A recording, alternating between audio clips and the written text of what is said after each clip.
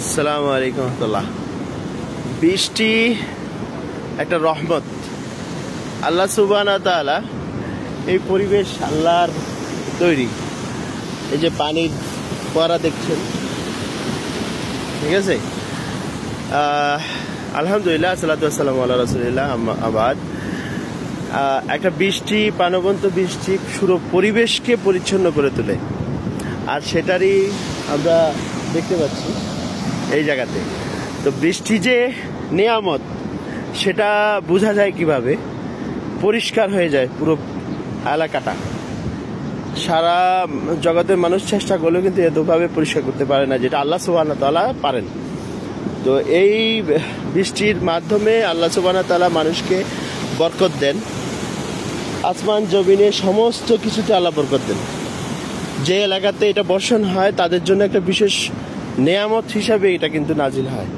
তো বৃষ্টিতে সাহাবীদের সময় দোয়া করতেন, ওনারা বের হয়ে যেতেন বৃষ্টির সময়, বৃষ্টিকে গায়ে লাগাতেন। বৃষ্টি এখন বর্তমান যুগে বলা হচ্ছে যে বৃষ্টি হলে নাকি বৃষ্টির পানিটা যদি আমরা গায়ে লাগাই তাহলে অনেক কুষ্ঠ রোগ, অনেক ভালো যে সমস্ত রোগ, চর্মরোগ হয়ে থাকে সেগুলো ভালো হয়ে যায়। তো আপনাদেরকে দেখার উদ্দেশ্য হচ্ছে যে গতকালকে বর্ষণে যে পরিমাণ পানির স্রোত বয়ে যাচ্ছে, এটি নিয়ামত।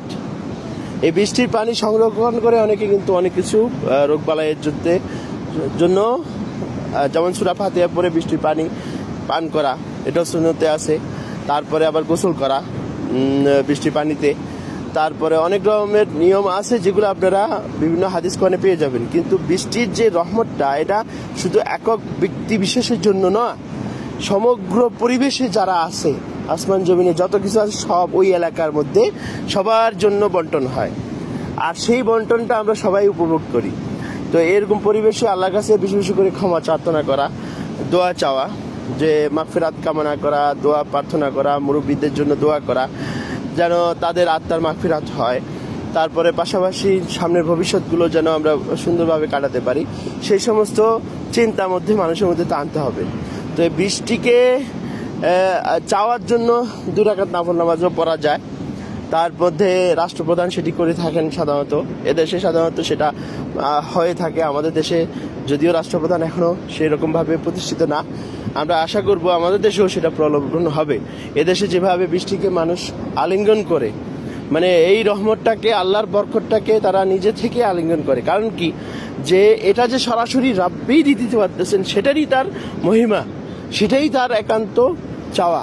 তো আপনাদের কাছে বলার উদ্দেশ্য হচ্ছে যে আমরা যদি বৃষ্টির এই বর্ষণের ধারাটাকে যদি ব্যাখ্যা করতে চাই, অনেক কিছু আল্লাহর বরকত, আল্লাহ সম্বন্ধে অনেক কিছু জানার এখান থেকেই জানা যায়, ঠিক আছে। এই বৃষ্টি কিভাবে সমুদ্র থেকে পানি উঠিয়ে সেইটাকে প্রবাহিত করে এক এলাকার পানি আরেক এলাকাতে বর্ষণ করছে, আবার ওই এলাকায় সেখানে খাদ্যদ্রব্য দিচ্ছে। এই যে জীবনচক্র যে চালাচ্ছেন আল্লাহ সুবহানাহু ওয়া তাআলা, কার জন্য?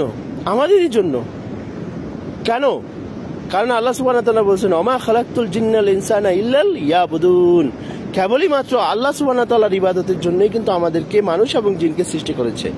আর সেই ইবাদতটা আমরা কিভাবে করব? শুকরুল্লাহ, আলহামদুলিল্লাহ বলে। প্রিয় দর্শক, আমরা জীবনে অনেক ভুলভ্রান্তি করে থাকি। বৃষ্টির এই বর্ষণ আমাদেরকে মনে করিয়ে দেয় যে আল্লাহ এখনো আমাদেরকে ভালোবাসেন, আল্লাহ আমাদেরকে এখনো জীবিকা দিয়ে যাচ্ছেন, এখনো রিজিক দিয়ে যাচ্ছেন, পরিবেশকে সংরক্ষণ করে যাচ্ছেন। আসুন এটি সঠিক প্রয়োগ করি, যাতে আমাদেরও জীবনযাত্রা সুখময় আর সুন্দর হয়। পরিশেষে ওয়াখির দাওয়ানা আলহামদুলিল্লাহি রাব্বিল আলামিন। আসসালামু আলাইকুম ওয়া রাহমাতুল্লাহি ওয়া বারাকাতুহু।